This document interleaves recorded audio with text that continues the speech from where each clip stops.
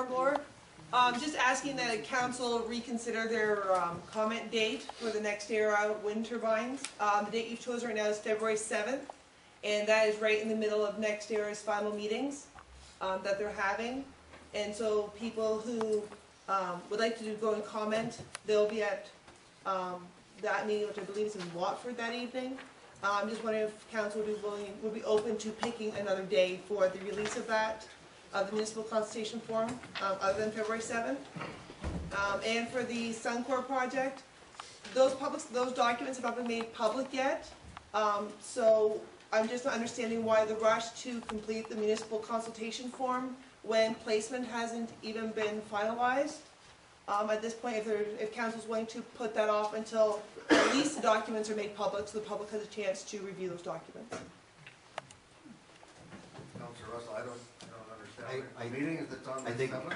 You're asking us to change? This is Patty's report tonight, is what you're referring to, Sarah? Yeah, the staff is currently doing the municipal consultation to the municipal form. consultation, but just ironically, you said about in haste or something like that. Have you noticed just on the wind issue being very fast? I'm not saying in haste, I'm asking that council considers the municipal consultation form for next era on an alternative date than the 7th because it's conflicting with the next era open house. Can we pick another date? That was what I'm asking for them, for just the next era. The 14th or something. Just a different, other than the 6th, 7th, or 8th. Pick it, if council is open to picking another date. And then with Suncor, I was saying that. You want us to move our meeting from the 7th? No, I'm like, no. Just the release of the report. Just the release of the report. Okay. You want that report brought in at a different? That's all I'm asking for. Okay. At a later date? Okay. Later date. Any other date. Any other date but the 7th? We could do that. 6, 7. We can do anything council would like us to do. However, I'm bringing a draft municipal comment to council, okay? If council doesn't want to, if they want to keep it draft, so that at least there's some guidance as to what we're going to comment on. So I think bringing the draft forward, if council wants to make a commitment, it's not going to approve the draft until after the public meeting, so be it. But I would like to kind of start to get the process moving so council understands the things that we can comment on. You'd like us to keep it as a draft at least? Yeah. Okay. We can do that. Anything else? Yes, sir. Tom Hales from Forest. Question regarding Mr. Edlington's presentation earlier. He asked you a couple of questions and you said you didn't have answers. Will there ever be answers forthcoming to those two questions? Those being the John Burns situation and the new direction. I propose that the new direction will be forthcoming with the new CAO. Right now, I don't have an answer. What was the other question? Well, my question was, when will we get the answers? Some of the things dealing with Mr. Burns' process are legally non-disclosure and will not be disclosed. Some of the issues regarding costs and legal costs, we will get some answers on that. I believe we should be able to get that. Okay. And that's my question, Mr. Weber. When would that be?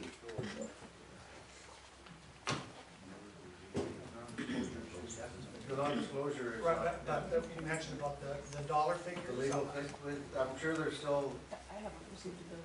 We haven't got everything all in yet. When it's available, we will bring it. Can you give us some sort of maybe a ballpark date?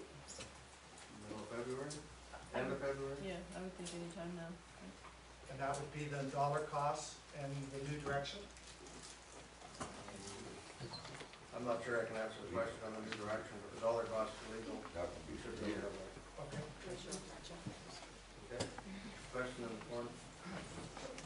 Mr. Mayor, the question about the new direction, that's been a question that's been on the table for some time.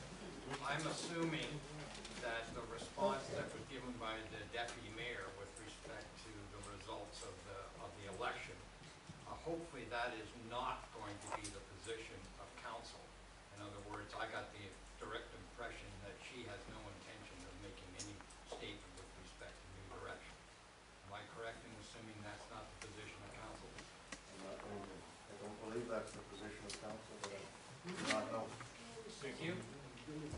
I'm not going to speak on the position of council without a motion from council. Yes, ma'am. Hi, I'm Sheila Thompson. I just wondered if the position is being filled by a whole bunch of different people in the CAO right now, or who is actually doing the job? Our acting CAO is Jan. Little CAO, please stand up. Our treasurer is acting CAO presently through bylaw. We Okay. extended that for another 3 months. Second question, I just wondering, Mr. Underwood, the decision for you and Ken to have a meeting for your forest area, was that prior to my comment on Thursday about? No, Is it may I different? respond? May I respond? We're having an open house, okay? An open house is not a meeting like this. Oh, okay. No, people, okay?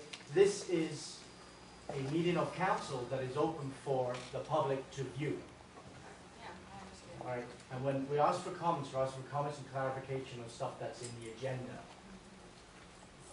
We're having a town hall meeting to meet with our constituents, Oh, okay? And get feedback and talk to them. oh, okay, that's fine. Okay. That's what It's an open discussion at a town hall meeting. Another question, is there gonna happen to be any public meetings so we can all voice our opinion without just having clarification? President Forrest. That's at the councilors proposed at town hall meetings. Before us?